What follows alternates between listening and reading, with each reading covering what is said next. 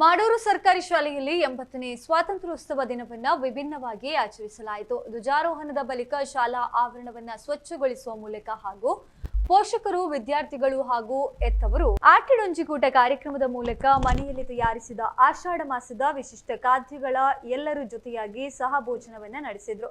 ಶಾಲಾಭಿವೃದ್ಧಿ ಸಮಿತಿ ಅಧ್ಯಕ್ಷರಾದ ಭಾಸ್ಕರ್ ಮಡ್ಯಾರ ಧ್ವಜಾರೋಹಣ ನೆರವೇರಿಸಿದ್ರು. ಕೋಟೆಕಾರ್ ಪಟ್ಟಣ ಪಂಚಾಯತ್ ಕೌನ್ಸಿಲರ್ ಸುಜಿತ್ ಮಾಡೂರು ಮಾತನಾಡಿ, ಪ್ರತಿಯೊಂದು ಕೆಲಸವನ್ನ ದೇಶ ಪ್ರೇಮದೊಂದಿಗೆ ಆಚರಿಸಬೇಕು. ಹುಟ್ಟು ಹಬ್ಬದಂತಹ ವಿಶೇಷ ದಿನಗಳನ್ನ ಗಿಡ ನೆಡುವ ಮೂಲಕ ಆಚರಿಸುವಂತಹ ಚಟುವಟಿಕೆಗಳು ದೇಶ ಪ್ರೇಮಕ್ಕೆ ಪೂರಕ ಆಗಿರಬೇಕು. ಭವ್ಯ ಭಾರತ ನಿರ್ಮಾಣಕ್ಕಾಗಿ ಭಾರತೀಯರೆಲ್ಲರೂ ಒಟ್ಟುಗೂಡಿ ದೇಶದ ಅಭಿವೃದ್ಧಿಗೆ ಕೈ ಜೋಡಿಸಬೇಕು ಎಂದರು.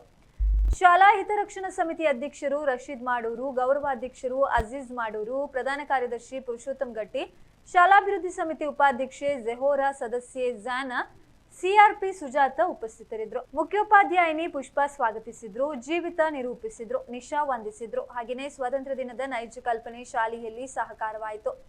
ಶಾಲಾ ಆವರಣದ ಸ್ವಚ್ಛತೆಯನ್ನ ಎಲ್ಲಾ ಮಕ್ಕಳ ಪೋಷಕರು ಸೌಹಾರ್ದತೆಯಿಂದ ಒಟ್ಟಾಗಿ ನಡೆಸಿದ್ರು. ಪೋಷಕರಿಗಾಗಿ ಏರ್ಪಡಿಸಿದ್ದ ವಿವಿಧ ಆಟಗಳಲ್ಲಿ ಎಲ್ಲರೂ ಸಕ್ರಿಯವಾಗಿ ಭಾಗವಹಿಸಿದ್ರು. ತೆಂಗಿನ ಗರಿ ನೇಯುವ ಕಾರ್ಯಕ್ರಮದಲ್ಲಿಯೂ ಎಲ್ಲಾ ಧರ್ಮಗಳ ಪೋಷಕರು ಜೊತೆಯಾಗಿ ಪಾಲ್ಗೊಂಡ್ರು.